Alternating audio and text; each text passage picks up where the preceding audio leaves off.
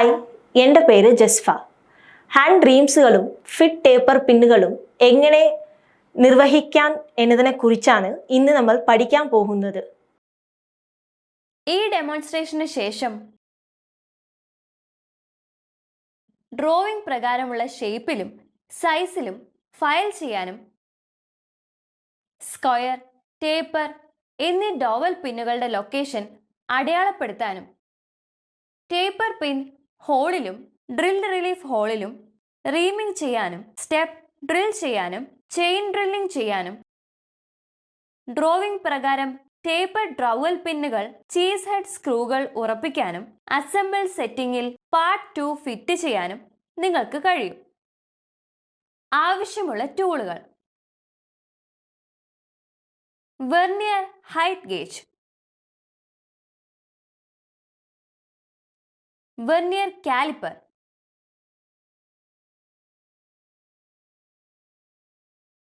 Taper dowel pin. ആവശ്യമുള്ള equipments: lathe machine. ആവശ്യമുള്ള materials: raw material, oil.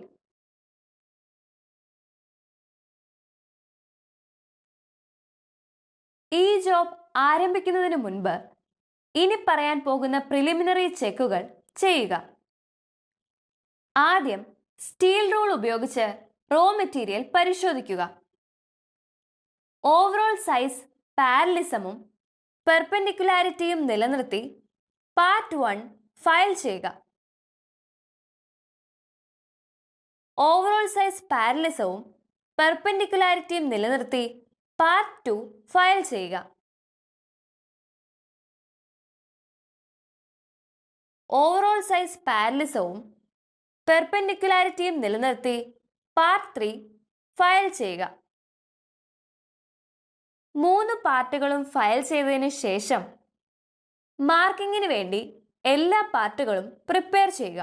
പ്രകാരം vernier height gauge ഉപയോഗിച്ച് part 1 mark of ചെയ്യുക. Drawing പ്രകാരം വെർനിയർ ഹൈറ്റ് ഗേജ് ഉപയോഗിച്ച് പാർട്ട് 2 മാർക്ക് ഓഫ് ചെയ്യുക. Part 1 and 2.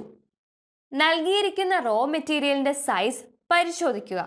Raw മെറ്റലിനെ 60 x 60 x 9.5 mm സൈസുള്ള 2 പീസുകളായി file ചെയ്ത് വെർനിയർ കാലിപ്പർ ഉപയോഗിച്ച് ഡയമെൻഷൻസ് പരിശോധിക്കുക. ട്രൈ സ്ക്വയർ ഉപയോഗിച്ച് ഫ്ലാറ്റ്നെസ് പരിശോധിക്കുക. സ്ക്വയർനെസ് പരിശോധിക്കുക. മാർക്കിംഗ് മീഡിയം അപ്ലൈ ചെയ്ത് ഡോവൽ പിൻ ഹോളുകൾക്കായും cheese head screw ഹോളുകൾക്കായും square, centre line എന്നിവ മാർക്ക് ഓഫ് ചെയ്യുക. തുടർന്ന് ജോബിൽ വിറ്റ്നസ് മാർക്കും സെന്റർ പഞ്ച് മാർക്കും പഞ്ച് ചെയ്യുക. എല്ലാ പാർട്ടുകളും ഫയൽ ചെയ്ത് റോ മെറ്റീരിയൽ പരിശോധിച്ചതിന് ശേഷം വെർനിയർ ഹൈറ്റ് ഗേജ് ഉപയോഗിച്ച് മാർക്ക് ചെയ്തതിനു ശേഷം മാത്രമാണ് വിറ്റ്നസ് മാർക്ക് പഞ്ച് ചെയ്യുന്നത്. പ്രിലിമിനറി പരിശോധനയ്ക്ക് ശേഷം മാത്രമേ എക്സസൈസ് തുടങ്ങാൻ പാടുകയുള്ളൂ. പാർട്ട് 1 അസംബ്ലിയിൽ പാർട്ട് 2 പ്ലേസ് ചെയ്ത് പാരലൽ ക്ലാമ്പ് ഉപയോഗിച്ച് സെറ്റിംഗ്സ് ക്ലാമ്പ് ചെയ്യുക. അസംബിൾഡ് പാർട്ടുകളുടെ സ്ക്വയർനെസ് പരിശോധിക്കുക. ഡ്രില്ലിംഗ് മെഷീനിൽ സെന്റർ ഡ്രിൽ ഫിക്സ് ചെയ്ത് ഡ്രോയിങ് പ്രകാരമുള്ള ഹോൾ പൊസിഷന്റെ എല്ലാ സ്പോട്ടുകളും സെന്റർ ഡ്രിൽ ഉപയോഗിച്ച് ലൊക്കേറ്റ് ചെയ്യുക. ഡ്രില്ലിംഗ് മെഷീനിൽ തീറ്റ 4 mm ഡ്രിൽ ഫിക്സ് ചെയ്ത് ടേപ്പർ ഡോവൽ പിൻ അസംബ്ലിയുടെ പ്ലേസിൽ ഹോൾ ഡ്രില്ല് ചെയ്യുക.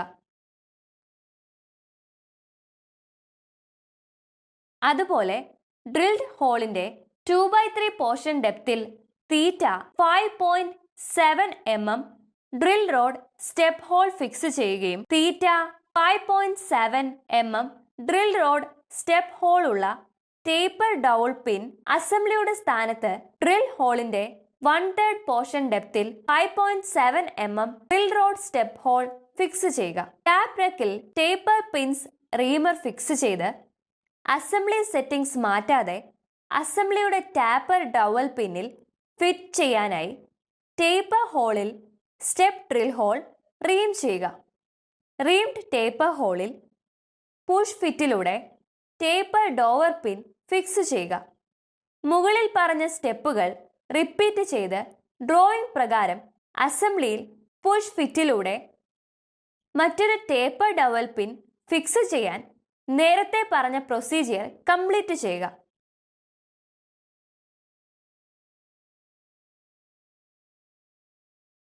ഡ്രില്ലിംഗ് മെഷീനിൽ 6.0 mm ഡ്രിൽ ഉറപ്പിച്ച് ടീസ് ഹെഡ് സ്ക്രൂ അസംബ്ലിയുടെ പ്ലേസിൽ ഹോൾ ഡ്രിൽ ചെയ്യുക. പാർട്ട് 2 ടോപ്പ് പ്ലേറ്റിൽ ടീസ് ഹെഡ് സ്ക്രൂ ഹെഡ് തിക്നെസിന്റെ ഡെപ്ത് വരെ theta 10x6.0 mm counter bore ടൂളും കൗണ്ടർ ബോറും ഫിക്സ് ചെയ്ത് ബേസ് പ്ലേറ്റിലെ ടീസ് ഹെഡ് സ്ക്രൂ അസംബ്ലിയുടെ പ്ലേസിലുള്ള M6 ഇന്റേണൽ ത്രെഡ് കട്ട് ചെയ്യുക. ഇന്റേണൽ ത്രെഡഡ് ഹോളിൽ M6 × 18 mm cheese head screw fix ചെയ്യുക. മുകളിൽ പറഞ്ഞ സ്റ്റെപ്പുകൾ റിപ്പീറ്റ് ചെയ്ത് അസംബ്ലിയിൽ outer cheese head screw fix ചെയ്യാൻ നേരത്തെ പറഞ്ഞ പ്രൊസീജിയേഴ്സ് കംപ്ലീറ്റ് ചെയ്യുക. ഡ്രോയിങ് പ്രകാരം റിലീഫ് ഹോളുകൾ ഡ്രിൽ ചെയ്യാൻ ഡ്രില്ലിംഗ് മെഷീനിൽ തീറ്റ 3 mm ഡ്രിൽ ഉറപ്പിക്കുക. പാർട്ട് 1ലെയും പാർട്ട് 2ലെയും ബേസിലും ടോപ്പ് പ്ലേറ്റിലും ഇന്റേണൽ സ്ക്വയറിലെ അൺവാണ്ടഡ് മെറ്റൽ റിമൂവ് ചെയ്യാൻ തീറ്റ 6 mm ഡ്രില്ലിംഗ് മെഷീനിൽ ഉറപ്പിച്ച് ചെയിൻ ഡ്രില്ലിംഗ് ചെയ്യുക. ഡ്രില്ലിംഗ് മെഷീൻ ടേബിളിൽ നിന്ന് സെറ്റിംഗ് ഡിസംബിൾ ചെയ്ത് ബേസ്, ടോപ്പ് എന്നീ ഭാഗത്തുള്ള അൺവാണ്ടഡ് മെറ്റൽ ചിപ്പുകളായി റിമൂവ് ചെയ്യാൻ ചിസലും ബാൾ പീൻ ഹാമറും ഉപയോഗിക്കുക. ടേപ്പർ ഡവൽ പിന്നുകൾ, ചീസ് ഹെഡ് സ്ക്രൂകൾ പാർട്ട് 1ന്റെ ബേസ്, ടോപ്പ് എന്നീ ഭാഗങ്ങളിൽ റീഅസംബിൾ ചെയ്ത് ഇന്റർ സ്ക്വയർ ആവശ്യമുള്ള സൈസിലും 90 ഡിഗ്രി ആംഗിളിലും ഫയൽ ചെയ്യുക. വെർനിയർ കാലിപ്പർ ഉപയോഗിച്ച് ഡയമെൻഷൻ അളക്കുക. ഡ്രില്ലിംഗ്, ചിപ്പിംഗ് ഓപ്പറേഷൻ നടത്തുമ്പോൾ സേഫ്റ്റി പ്രിക്കോഷൻസ് പാലിക്കുക. അങ്ങനെ നമ്മൾ ശരിയായ രീതിയിൽ ഫസ്റ്റ് പാർട്ടും സെക്കൻഡ് പാർട്ടും നിർമ്മിച്ചിരിക്കുന്നു. ഇനി മൂന്നാമത്തെ പാർട്ട് തയ്യാറാക്കാം. Part 3 raw metal 24x24x25 mm സൈസുള്ള സ്ക്വയർ ബാറിലേക്ക് ഫയൽ ചെയ്യുക. വെർനിയർ കാലിപ്പർ ഉപയോഗിച്ച് ഡയമെൻഷൻ പരിശോധിക്കുക. പൈ സ്ക്വയർ ഉപയോഗിച്ച് ഫ്ലാറ്റ്നെസ്, സ്ക്വയർനെസ് പരിശോധിക്കുക. പാർട്ട് 1, പാർട്ട് 2 എന്നിവയുടെ ബേസിലും ടോപ്പിലുമുള്ള അസംബ്ലിയിൽ പുഷ് ഫിറ്റിൽ പാർട്ട് 3 ഫിറ്റ് ചെയ്യുക.